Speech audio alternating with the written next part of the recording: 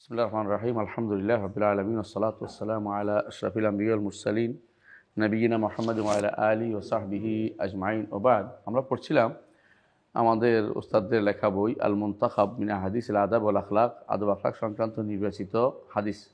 So আমরা আলহামদুলিল্লাহ আজকে আমাদের 40তম দর্স, অধ্যায় হচ্ছে 37, বাবুন আল হুব্বু ফিল্লাহ। অধ্যায় আল্লাহর জন্য ভালোবাসা। আল্লাহর জন্য ভালোবাসা আসলু মিন উসুল ইমান।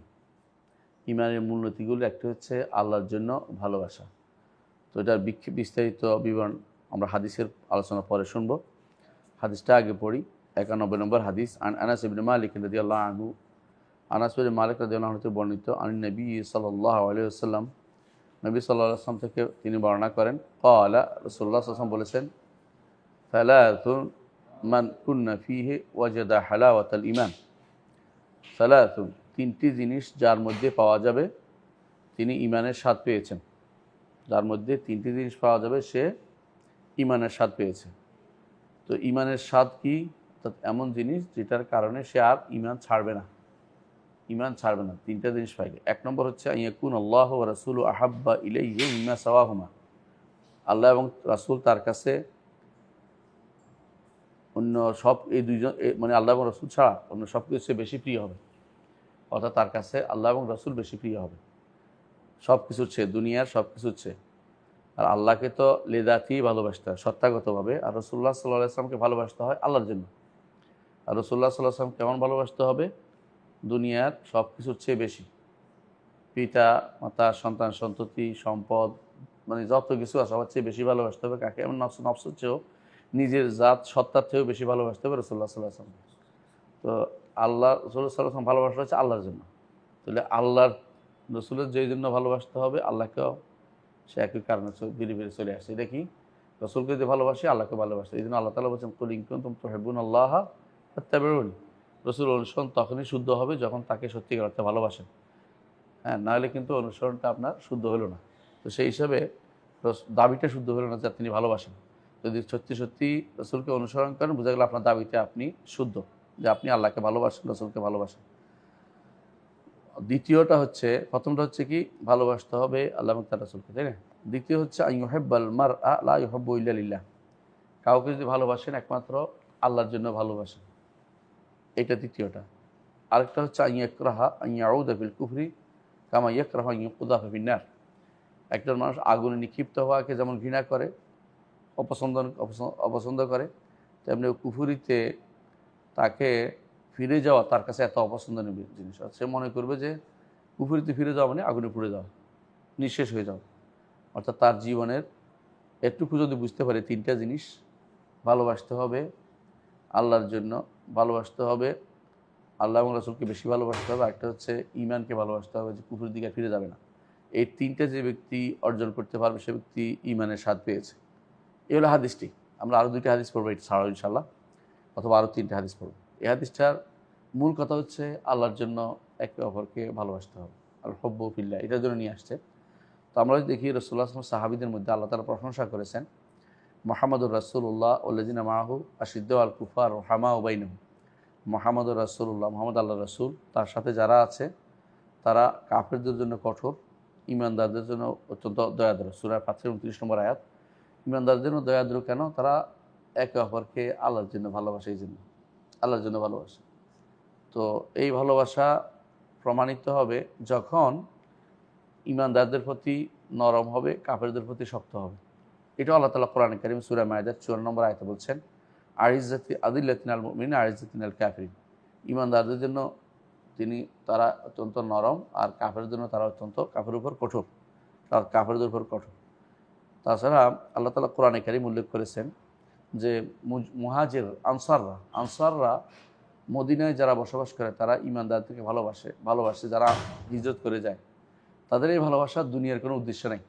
আল্লাহ এটা বলে দিয়েছেন, বলেছেন ওয়াল্লাযীনা তাবাওয়াউদ দারা ওয়াল ঈমান ইউহিব্বুনা মান হাজারা ইলাইহিম। যারা মদিনাকে বাড়িঘর বানিয়েছে, মদিনাকে তাদের বাসস্থান বানিয়েছে, ঈমানকে তাদের অন্তরে স্থান দিয়েছে, ইউহিব্বুনা মান হাজারা ইলাইহিম, কেউ তাদের কাছে হিজরত করে আসে তারা ভালোবাসে। কেন ভালোবাসে? ঈমান, মুসলিম ভাই, আমার ভাই। ইমানদার ভাই যেন ভালোবাসে, ইমানের কারণে, কোনো কারণ নেই, টাকা পয়সার কারণে। তারা আসে কোনো ফকির, তারা কিছুই নেই, তাদের কোনো সম্পদ নেই, তারা আসে, তারপর তাদেরকে ভালোবাসে ইমানের কারণে, লিল্লাহ, আল্লাহর জন্য। সূরা হাশরের 9 নম্বর আয়াতে আসছে। তো অনুরূপভাবে আমরা দেখতে পাই কোরআনে কারিমে আল্লাহ তাআলা বলেছেন যে ইমানের ভালোবাসাটা আল্লাহর পক্ষ থেকে দেয়া। আল্লাহ তাআলা বলছেন, লাউ আনফাকতা মা ফিল আরদি জামিআন মা আল্লাফতা বাইনা কুলুবিহিম। আরবের যখন আরবের লোকেরা যখন মুশরিক ছিল, একে অপরে হানাহানি মারামারি করতো, ঈমান আনার পরে একে অপরের প্রতি অত্যন্ত দয়াদর হয়েছে। রাসূলুল্লাহ সাল্লাল্লাহু আলাইহি ওয়াসাল্লামের সাহাবীদের মধ্যে অনেকেই ছিল নিঃস্ব। আবু বকর রাদিয়াল্লাহু আনহু তাদেরকে কিনে, অর্থাৎ যারা দাস ছিল তাদের কিনে তাদেরকে মুক্ত করে দিতেন। একদিন তার বাবা বললেন, তুমি এগুলি কেন কিনতেছো? যারা তাদের কোনো গোত্র নাই, তাদের পয়সা নাই, কিছুই নাই, এগুলি কেন দান করতেছো, মুক্ত করতেছো? তখন তিনি বললেন যে আমি আল্লাহর জন্য, ইল্লাবতাগা ওয়াজহি রাব্বিল আ'লা, একমাত্র আল্লাহর চেহারা দেখার জন্য শুধু আমরা দান করি, দুনিয়ার কোনো উদ্দেশ্য আমাদের নেই। এটাও ভালোবাসা, আল্লাহর ভালোবাসায় শুধুমাত্র দান করা। তো রাসূলুল্লাহ আল্লাহ তাআলা কোরআন কারীমে আরও বলেছেন, আল আখিল্লাহু বা'দুহুম লিবা'দিন ইল্লাল মুত্তাকিন। মুত্তাকিরা সেদিন তাদের ভালোবাসা কাজে লাগবে, তবে যারা দুনিয়ার একে অপরের বন্ধু হয়েছে তারা সেদিন শত্রু হবে। কিন্তু মুত্তাকিদের ভালোবাসা কেন? আল্লাহর জন্য হয়, জন্য সেটা কাজে লাগবে। এমনকি কাজে কেমন লাগবে খুঁজে বের করবে। আমার দোস্ত নামাজে আসতো, আমার সাথে নাই, আল্লাহ তাআলা তার ইলহাম করবেন, তিনি আল্লাহর কাছে সিজদায় পড়বেন, আল্লাহ অনুমতি দিবেন, তারপর তাকে খুঁজে বের করবেন, জাহান্নাম থেকে বেরোর জন্য সুপারিশ করবেন। এগুলো তো ইমানের ভালোবাসার কারণ হয়েছে। ইমানি ভালোবাসাটা খুবই দরকার। আল্লাহর জন্য ভালোবাসা, এটা একজন মানুষকে আখিরাতেও কাজ, দুনিয়াতেও কাজ দেয়, আখিরাতেও কাজ দেয়, আল্লাহর ভালোবাসা এনে দেয়। আরেকটি হাদিসে পড়ছেন আপনার, রাসূলুল্লাহ সাল্লাল্লাহু আলাইহি ওয়াসাল্লাম বলছেন 7 শ্রেণীর মানুষকে আল্লাহ তাআলা আরশের নিচে ছায়া দিবে। এদের মধ্যে একটা শ্রেণী হচ্ছে রাজুলান তাহাব্বা ফিল্লাহ, দুইজন মানুষ একে অপরকে ভালোবাসছে আল্লাহর জন্য। ইজতামা আলাইহি ওয়া তাফাররাকা আলাইহি, যে ভালোবাসাতে একসাথে হয়েছে আর ভালোবাসার উপর আলাদা হয়েছে, অর্থাৎ ভালোবেসে আছে তারা, একসাথে হলেও ভালোবাসে, তুমি গেলেও ভালোবাসে। এরা মানে ভালোবাসার ক্ষেত্রে কোনো তারতম্য নয়, সামনে দেখলে ভালোবাসে, পিছনে ভালোবাসা নয়, এরকম না। তারা আল্লাহর জন্য একে অপরকে ভালোবাসে। এরাও আরশের নিচে ছায়া পাবে। আরশের নিচে ছায়া পাওয়াটা খুবই দরকার। ইমানদারের একটা আরাধ্য জায়গা হচ্ছে যে আমি আরশের নিচে ছায়া পাবো। চেষ্টা, সারাদিন চেষ্টা। কেন? হাসরের মাঠে আর কোনো ছায়া থাকবে না, একমাত্র আরশের নিচে ছায়া ছাড়া। এখানে বলছে যে ফি জিল্লিহি, আল্লাহর ছায়া। আল্লাহর ছায়া বলতে আল্লাহর ছায়া কোনো সিফাত না। আল্লাহর ছায়া হলো সৃষ্ট, হয় একটা ছায়া সৃষ্টি করবেন, নাহলে আরশের নিচে ছায়া দেবেন। দুই ব্যাখ্যা আসছে, দুটাই শুদ্ধ, আল্লাহ জানে কোনটা করবেন। আমরা অন্য হাদিস অনুসারে দেখতে পাই, যেটা অন্য হাদিসে, এই হাদিসের আরেকটা ব্যাখ্যা আছে, সেখানে বলা হয়েছে ফি জিল্লি আরশিহি ইয়াউমা লা জিল্লা ইল্লা জিল্লু। আর হাদিসে একটা ব্যাখ্যা করে, সেই জন্য যদি এই হাদিসের ব্যাখ্যা হয় তাহলে অর্থ হচ্ছে আরশের নিচে আল্লাহ তাআলা ছায়া দিবেন। আরশের ছায়া কত বড় হতে পারে? আরশ তো অনেক বড় সৃষ্টি। আরশের বড়ত্ব তো আল্লাহ ছাড়া কেউ জানে না। কারণ কুরসির ভিতরে আসমান জমিন যা আছে সৃষ্টি পুরোটা জায়গা হয়, আরশ কত বড়। এটা নিয়ে ছায়া পাইলে আপনার আর কোনো কিছু বাকি থাকবে না। আপনি হাসরের মাঠেই আপনি শান্তি থাকলেন।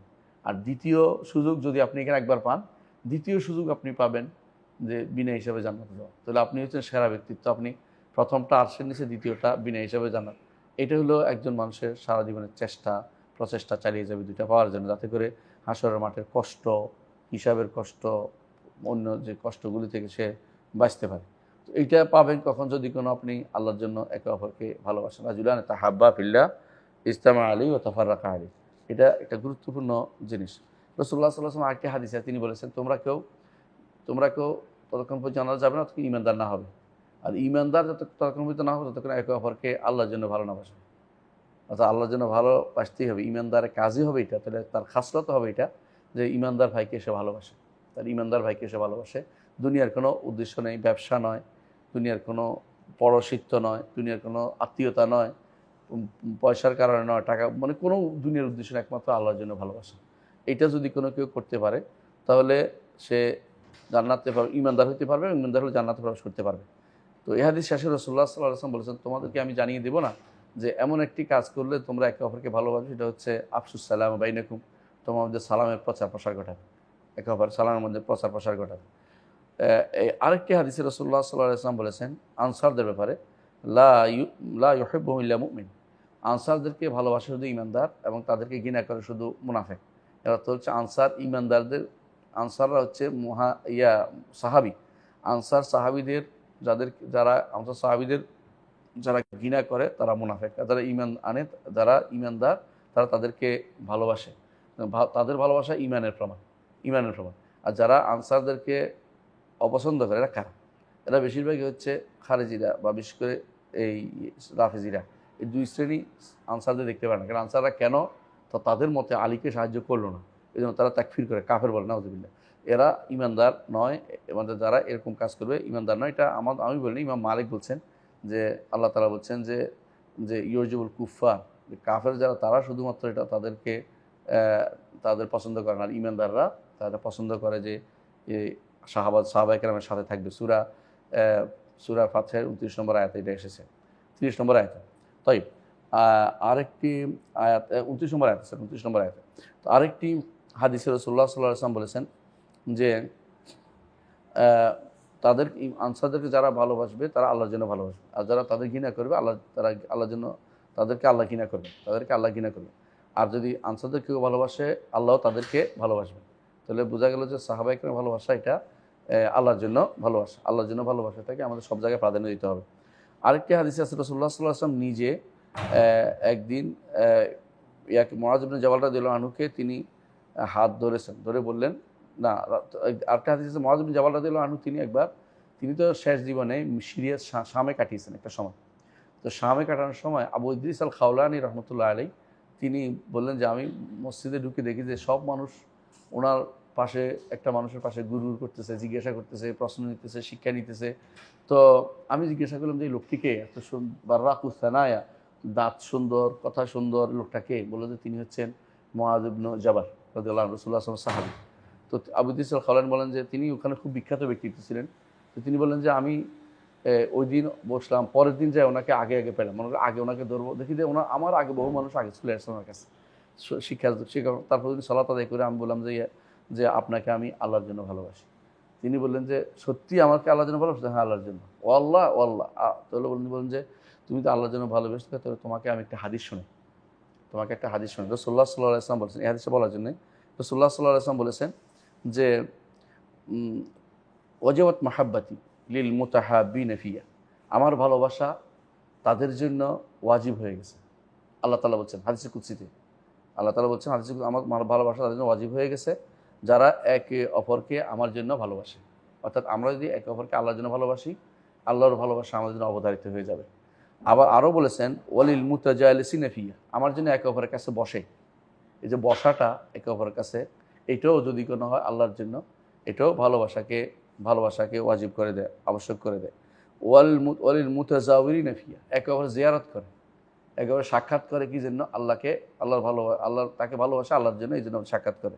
ওয়ালিল মুতাবাদিলিনা ফিয়া, খরচও করে, অর্থাৎ আপনার সাথে গেছে সে খরচ করে, আপনি সব খরচ করবেন কি জন্য? আল্লাহকে ভালোবেসে, তার জন্য, তাকে আল্লাহর জন্য ভালোবেসে তার জন্য খরচ করবেন। এই 4 শ্রেণীর কথা তিনি বলেছেন, মুতাহাব্বিনা, মুতাজালিসিনা, মুতাবাদিলিনা, মুতাজাওয়িরিনা। এই 4 শ্রেণীর জন্য আল্লাহর ভালোবাসা ওয়াজিব। ইমাম মালিক হাদিসটি বর্ণনা করেছেন এবং হাদিসটি সনদ সহিহ। অর্থাৎ আল্লাহর ভালোবাসা তাদের জন্য অবধারিত হয়ে যায়। আরেকটা হাদিসে রাসূলুল্লাহ সাল্লাল্লাহু আলাইহি ওয়াসাল্লাম বলেছেন, এটা ইমাম আহমদ বর্ণনা করেছেন, তিরমিজি বর্ণনা করেছেন। রাসূলুল্লাহ সাল্লাল্লাহু আলাইহি ওয়াসাল্লাম বলেছেন আল মুতাহাব্বুনা ফি জালালি, আমার জন্য যারা একে অপরকে ভালোবাসবে, লাহুম মানাবিরা মিন নূর ইয়াগবিতুহুমুন নাবিয়্যুনা শুহাদা, তাদের জন্য নূরের মিম্বর থাকবে। অর্থাৎ নূরের মিম্বর তো আমরা বুঝি বিশাল বিশাল নূরের থাকবে, তারা একে অপরকে দেখা যাবে দূর থেকে, যারা অমুকে আছে অমুকখানে দাঁড়িয়ে আছে, তাদের জন্য নূরের মিম্বর থাকবে। ইয়াগবিতুহুমুল নাবিয়্যুনা শুহাদা, তাদেরকে নবী এবং শহীদরা তারা পর্যন্ত গ্রেপ্তার করবে। গ্রেপ্তার শব্দের অর্থ হচ্ছে সাধারণত দুনিয়ার বুকে আমার একটা জিনিস দেখলে অনেকে পছন্দ হলে অনেকে বলে ইস ওটা না, আমার যদি হইতো এটা, এলো গিফতা। কিন্তু নবী এবং শহীদরা গিফতাকের অর্থ হচ্ছে তারা অনেক বিশাল কিছু মনে করবে, মানে এটা মনে করবে তারা এই লোকগুলি অনেক কিছু পেয়েছে। কারণ নবী শহীদরা একটু উপর, কোনো সন্দেহ নেই। কিন্তু এরা নবী শহীদরা এদের কাজটাকে ভালো মনে করবে, এদের পুরস্কারটাকে বিশাল কিছু মনে করবে, এটা বিরাট ব্যাপার। এর অর্থ হচ্ছে আল গিফতা। তো গিফতা 2 প্রকার আছে, একটা হচ্ছে আরেকজনের সম্পদ আমার হওয়া, আরেকটা হচ্ছে আরেকজনের সম্পদকে ভালো জানা। এই দুইটাই গিফতা। এই দুইটা এখানে যেটা হচ্ছে এটা হচ্ছে আরেকজনের সম্পদকে ভালো মনে করা যায়, এটা বিশাল ভালো কিছু পাইছে ব্যক্তি।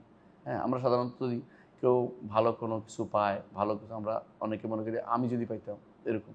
কিন্তু যদি কোনো যারা মন বড় তারা মনে করে সে পাইছে, এটা আমি খুশি করে বলতে থাকি মানুষকে। এটা হচ্ছে বড় মনের অধিকারী। তো যেহেতু নবীরা এবং শহীদরা তারা আরও বড় মর্যাদার অধিকারী, তারা এদের নিয়ে খুশির প্রকাশ করবে। আরেকটি হাদিসে রাসূলুল্লাহ সাল্লাল্লাহু আলাইহি ওয়াসাল্লাম বলেছেন যে একদিন আনাস ইবনে মালিক রাদিয়াল্লাহু আনহু বললেন যে আমি একদিন রাসূলুল্লাহ সাল্লাল্লাহু আলাইহি ওয়াসাল্লামের কাছে ছিলাম, এক লোক এসে বললেন, ইয়া রাসূলুল্লাহ, একজন মানুষ একজনকে ভালোবাসে কিন্তু তার মতো হইতে পারে না, কোনোভাবেই চেষ্টা করেও তার মতো হইতে পারছে না। রাসূলুল্লাহ সাল্লাল্লাহু আলাইহি ওয়াসাল্লাম বললেন যে আলমারউ মা মান আহাব্বা, একজন মানুষ যার সাথে তার ভালোবাসা তার সাথে তার হাসার হবে। তিনি বলেন যে আমার জীবনের যেন এটা সবচেয়ে খুশির দিন, কারণ আমি রাসূলুল্লাহ সাল্লাল্লাহু আলাইহি ওয়াসাল্লামকে ভালোবাসি, আবু বকর ভালোবাসি, ওমরকেও ভালোবাসি, আমি চাই তাদের সাথে আমার হাসর হোক। এই ভালোবাসা লিল্লাহ এবং ফিল্লাহ, এই ভালোবাসা হচ্ছে আল্লাহর জন্য ভালোবাসা। আল্লাহর জন্য এই ভালোবাসা যদি থাকে, আপনি তার সাথেই আপনার হাসর নসর ইত্যাদি হবে। এই জন্য একজন মানুষ যদি তার ভালোবাসার মানুষকে হারিয়ে ফেলে, আলী ইবনে হুসাইন রাদিয়াল্লাহু আনহু, অর্থাৎ জয়নুল আবেদিন আলী যাকে বলা হয়, অর্থাৎ তিনি তাবেঈ, কিন্তু উনি হচ্ছেন হুসাইন রাদিয়াল্লাহু আনহুর ছেলে, যাকে আমরা আলী আসগর বলি এবং জয়নুল আবেদিন বলি। তিনি বলছেন যে ফখদুল আহিব্বা গরবা, যে বন্ধুবান্ধব হারিয়ে ফেলা, আল্লাহর জন্য যাকে ভালোবাসছেন তাকে হারিয়ে ফেলা আপনি নিজেকে অপরিচিত করে তুলবে। মানুষের কাছে আপনি মনে রাখবেন যে আমার আর বন্ধুবান্ধব চলে গেছে, বিশাল কষ্টের কারণ হয়ে দাঁড়াবে। দুনিয়ার, এটা হলো আখিরাতের ভালোবাসার কারণ। দুনিয়ার কারণ দুনিয়াতে আরেকজন ভালোবাসা পেয়ে যাবেন, কিন্তু আখিরাতের ভালোবাসার জন্য যাদেরকে ভালোবাসেন আল্লাহর জন্য, তাদের ভালোবাসাটা কোনোদিনই পূরণ হয় না। মনে করে যে আমার বন্ধু চলে গেছে, এরকম বিষয়।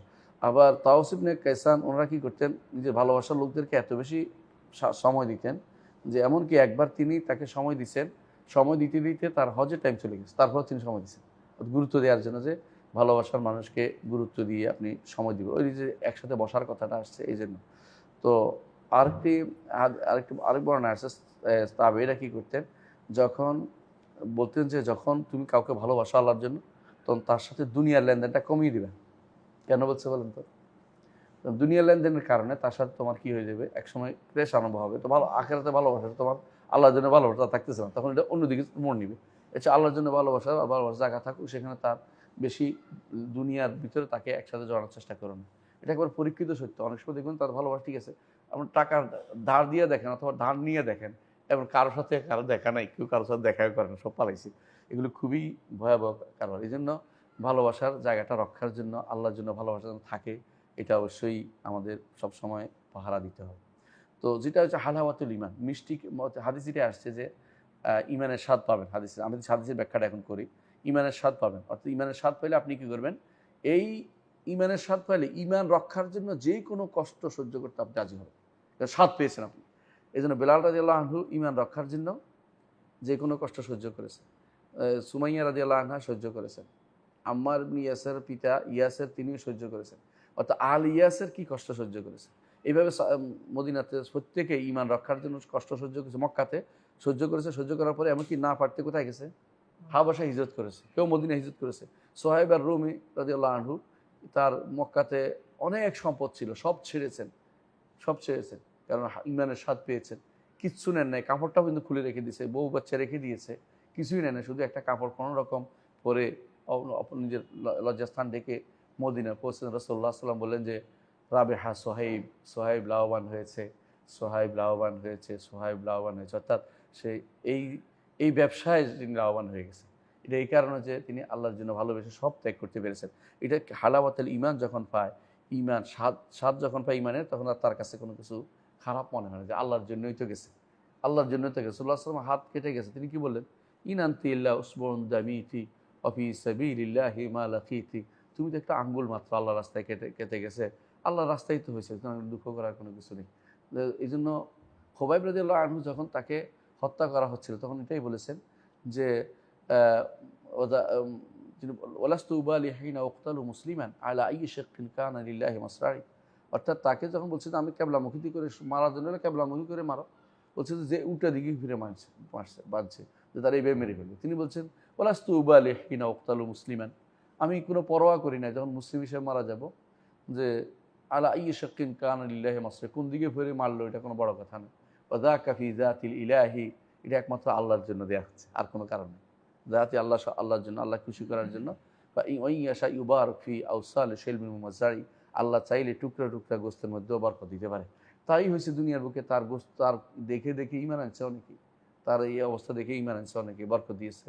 অর্থাৎ তার ইমানের কথা এখন পর্যন্ত আমরা স্মরণ করি। বুখারীতে তার কবিতাটা পর্যন্ত বর্ণিত হয়েছে এবং সেই ঘটনা লম্বা করে বর্ণনা করেন, যারা সিরাত লেখেন তারা সেটা বর্ণনা করেন। তার অর্থ সেটা তার জন্য ইমানের স্বাদের একটা প্রমাণ। প্রত্যেকে ইমানদার, এরকম ইমানদার না হলে হয় না। আজ আমরা কি করি, অল্প কিছু পেলে দুনিয়ার স্বাদ পাওয়ার জন্য কাফেরের দেশে হিজরত করে চলে যায়।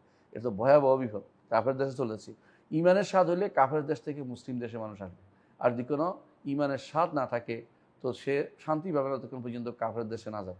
এটা হলো উল্টা হয়ে গেছে, আমাদের ফিতরাত নষ্ট হয়ে গেছে। তো এই হাদিসে আমরা যে সমস্ত শিক্ষা পাইলাম এর মধ্যে 1 নম্বর হচ্ছে যে আল্লাহর জন্য একে অপরকে ভালোবাসার উৎসাহ দেওয়া হয়েছে এবং এটা ইমানের স্বাদ পাওয়া যাবে। দ্বিতীয় হচ্ছে যে আল্লাহর জন্য কেউ যদি কোনো ভালোবাসে এইটা তাকে ইমানের স্বাদ দিবে, তবে এইটা এখলাসের সাথে হতে হবে। দাবি যেন না হয়, দুনিয়ার উদ্দেশ্য যেন না হইতে, এবং দুনিয়া পাওয়ার জন্য অথবা দুনিয়াতে কোনো কিছু কমে যায় কিনা এর বিপরীতে ভয় থাকবে না, কারণ সে মনে করবে যে আমি আল্লাহর কাছে পাবো। এটা প্রমাণ সাধারণত আমরা দেখি যখন কেউ কাউকে দান করে, পরবর্তীতে যদি কোনো সে তার বিপদের সময় এগিয়ে না আসে, বলে তোর কত কিছু দিয়েছি, বোঝা গেল তার এটা কী ছিল না, এখলাস ছিল না দানের ক্ষেত্রে। কারণ সে উল্টায় প্রতিদান চাচ্ছে, এখন প্রতিদান চাচ্ছে। যদি প্রতিদান না চায় বুঝতে হবে যে আল্লাহর জন্য দিয়েছে। প্রতিদান চাইলে বুঝতে হবে দেখি প্রমাণিত হয়ে যায়। এই জন্য আল্লাহ তাআলা নিষেধ করেছেন ইয়া আইয়ুহাল্লাযীনা আমানু লা তুবতিলু সাদাকাতিকুম বিল মান্নি ওয়াল আদা, যে তুমি দান করে খোঁটা দিয়ে দয়া দেখিয়ে তোমরা সদকা নষ্ট করো না, কারণ তখন আল্লাহর জন্য হলে বোঝা গেল। ছোটো ভাইকে দান কিছু দিচ্ছেন, বড় ভাইকে কিছু দিচ্ছেন, বা কাউকে কিছু দিচ্ছেন, কোনো দিনে না খুঁজতেছেন। কারণ যদি আপনি এটা বলতে থাকেন এর অর্থ হচ্ছে আপনি আল্লাহর জন্য দেন না, নিজের অন্তরে একটা ইয়া রয়েছে, সুপ্ত আকাঙ্ক্ষা রয়েছে যে আমার কথা বলবে, আমারে ভোট দিবে, আমার পক্ষে ওকালতি করবে, আমার জন্য কিছু করবে। এইটা যদি থাকে বোঝা গেল আল্লাহর জন্য ভালোবাসাটা হয়নি, অর্থাৎ আল্লাহর জন্য খরচটা তার হয়নি। যেটা লিল মুতাবাদিলিন ফি, আমরা একটু আগে বলেছি। তৃতীয় আরেকটা শিক্ষা হচ্ছে যে আল্লাহ এবং রসুলের হক, এটা সবসময় পিতা মাতা, সন্তান সন্তান, স্ত্রী কন্যা, নিজের সমস্ত মানুষ এবং নিজের নফসের চেয়েও বেশি হতে হবে। কারণ আল্লাহ এবং রসুলের ভালোবাসা, এই আল্লাহ এবং রসুলের ভালোবাসলে আপনি আখিরাতে নাজাত পাবেন, নইলে আপনি আখিরাতে নাজাত পাবেন না। তো আখিরাত নাজাত তো আমাদের বেশি দরকার। সন্তান সন্ততি সবই একসময় শত্রু হতে পারে। আল্লাহ তাআলা কোরআনে কারীমে যেন বলেছেন কুল ইন কানা আবাউকুম ওয়া আবনাউকুম ওয়া ইখওয়ানুকুম ওয়া আজওয়াজুকুম ওয়া আজওয়াজুকুম ওয়া আশিরাতুন ইখতারাফতুমুহা ওয়া আশিরাতুকুম ওয়া আমওয়ালুন ইখতারাফতুমুহা ওয়া তিজারাতুন তাখশাউনা কাসাদাহা ওয়া মাসাকিন তারদাউনা আহাব্বা ইলাইকুম মিনাল্লাহি ওয়া রাসূলিহি ওয়া জিহাদিন ফি সাবিলিহি ফাতারাব্বাসু হাত্তা ইয়াতিয়াল্লাহু বিআমরিহি। এর অর্থ হচ্ছে 8টি আছে সওয়ারিকু সামানিয়া, দুনিয়ার বুকে মানুষকে আল্লাহর দিন থেকে দূরে সরিয়ে দেয় 8টি জিনিস। 8টি জিনিস একে একে বলেছেন আল্লাহ তাআলা। এগুলির মধ্যে প্রথমেই আছে যে পিতা মাতা, সন্তান সন্ততি, ভাই বেরাদার, এদের কারণে মানুষ সাধারণত ঈমান আনে না। অনেকেই আছে ঈমান আনতে পারে না কেন? স্ত্রীর কারণে। অনেকে স্ত্রী ঈমান আনতে পারে না স্বামীর কারণে। অনেকে আছে ভাই বেরাদার কি বলবে, বাবা কি বলবে, বাবার ব্যাপার আছে, বাবা মা কষ্ট পাবে, এই যে ঈমান আনে না। এরা কিন্তু আসলেই ভালো আল্লাহকে ভালোবাসে নাই বেশি। আল্লাহকে বেশি ভালোবাসতে হবে, রাসূলকে বেশি ভালোবাসতে হবে। ভালোবাসার একটি আলামত হচ্ছে রাসূল সাল্লাল্লাহু আলাইহি ওয়াসাল্লাম অনুসরণ এবং তার রাসূলের চরিত্র নিজের মধ্যে ধারণ করা এবং তার দ্বীনকে সাহায্য করা এবং তার শরীয়তকে কথা এবং কাজ দিয়ে শরীয়ত থেকে প্রতিরোধ করা। আল্লাহর শরীয়ত থেকে প্রতিরোধ করার অর্থ কী? এখন যেভাবে শরিয়া অমান্য করার একটা কি বলবেন, একটা প্লাবন চলছে, কে কত বেশি শরিয়া অমান্য করতে পারে। শরিয়ার বিরুদ্ধে কথা বললে কেউ কিছু বলে না, তত কিছু কেউ যদি একটা কয় যে আল্লাহ শরীয়ত বাস্তবায়ন করা লাগবে, আরেকজন খেপে যায়, কী করতেছে, আমরা কি তোর জোর করে কি হুজুর বানাই ফেলবে, মনে ধরো মানে ইচ্ছা করে তারা কোনো দিন মানতে চাইবে না, এই জন্য তারা অন্য রকমের কথা নিয়ে আসে। এরা আল্লাহর দিনকে ভালোবেসে তারা ভালোবাসে নাই, শরীয়তকেও ভালোবাসে নাই, এই জন্য তার রসুলের প্রতি ভালোবাসে নাই, আল্লাহর প্রতিও তাদের ভালোবাসা নাই। পঞ্চম শিক্ষাটা হলো এটা যে আল্লাহ এবং রাসূলের ভালোবাসা একটার সাথে ওতপ্রোতভাবে জড়িত। একজনের ভালোবাসা দাবি করলে আরেকজনের ভালোবাসা নাই বললে কোনো কাজ হবে না। এই জন্য অনেকে আছে রসুলের ভালোবাসার কথা বলে কিন্তু শিরিক করে বসছে। যারা আমাদের দেশে যারা বিশেষ করে কবর পূজারি মাজারি আছে না, যেমন রসুলের জন্য তারা এই করবে সেই করবে, এমনকি কোরবানি আসলে রসুলের জন্য কোরবানি করতে রাজি, যদি এটা বেদা কোনো জায়েজ না। এটাতে রসুলের জন্য কোরবানি করবে, কোরবানি তো আল্লাহর নামে, আল্লাহর জন্য করবে। হ্যাঁ, রসুলের পক্ষ রসুল তো নিজে করে দিয়েছেন আমাদের জন্য, যারা আমাদের উম্মতের মধ্যে যারা পারবে না তাদের জন্য রসুল নিজে কোরবানি করে দিয়েছেন। কিন্তু আমাদেরকে তো কোনোদিন বলেন নাই যে রসুলের জন্য কোরবানি করতে। রসুলও বলেছেন, রসুল আমরা যা আমল করি না কেন সম পরিমাণ সব কে পাবে? মুহাম্মদ রাসূলুল্লাহ সাল্লাল্লাহু আলাইহি ওয়াসাল্লাম পাবেন। দুনিয়া যত আমল, যত ইমানদার, যত মুসলিম যত আমল করে সবগুলি তিনি পাবেন। তো স্পেশালি আরেকটা দেওয়ার অর্থ হচ্ছে আপনার মনে হচ্ছে যে এটা আমার আর এটা রাসূলের, এটা তো বিভ্রান্তি, এটাই বিভ্রান্তি। এটা রাসূলুল্লাহ সাল্লাল্লাহু আলাইহি ওয়াসাল্লাম এই পদ্ধতি আমাদেরকে শিখিয়ে দেন না, এটা হচ্ছে বিভ্রান্তি ছাড়া কিছুই না। এই জন্য আমাদের এই দুইটা ভালোবাসাকে আপনার একসাথে রাখতে হবে, যে আসলে কি সত্যি সত্যি আমি রাসূলকে ভালোবাসি, তাহলে আল্লাহর কথা শুনবো, আর আল্লাহকে ভালোবাসলে রসুলকে ভালোবাসবো। এই দুটোর মধ্যে কী হবে, একটা একটা ওতপ্রোতভাবে জড়িত। ষষ্ঠ শিক্ষা হচ্ছে এটা, যার অন্তরে ইমানের আলো প্রবেশ করেছে, সে ইসলামের সৌন্দর্য বুঝতে পেরেছে, তার কাছে কুফুরি ঘৃণার কারণ হবে, সবচেয়ে বেশি ঘৃণার কারণ হবে। কিন্তু এই কুফুরি ঘৃণার কারণ হলে সে কুফুরিতে আর ফিরে যেতে পারে না। এই জন্য যদি ইমানের আলো পড়তে হয়, আল্লাহকে ভালোবাসতে হবে, আল্লাহর জন্য ভালোবাসতে হবে, শরীয়তকে, আল্লাহর দিনকে, এবং যেরকম থাকতে হলে আপনি কোনোদিন আর এই জাহান্নাম থেকে নিজেকে দূরে রাখবেন। তো আরও দুটো হাদিস আছে, তিনটা, আমরা কি এটা পড়বো?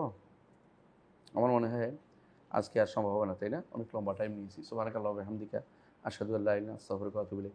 আসসালামু আলাইকুম ওয়া রাহমাতুল্লাহি ওয়া বারাকাতুহু।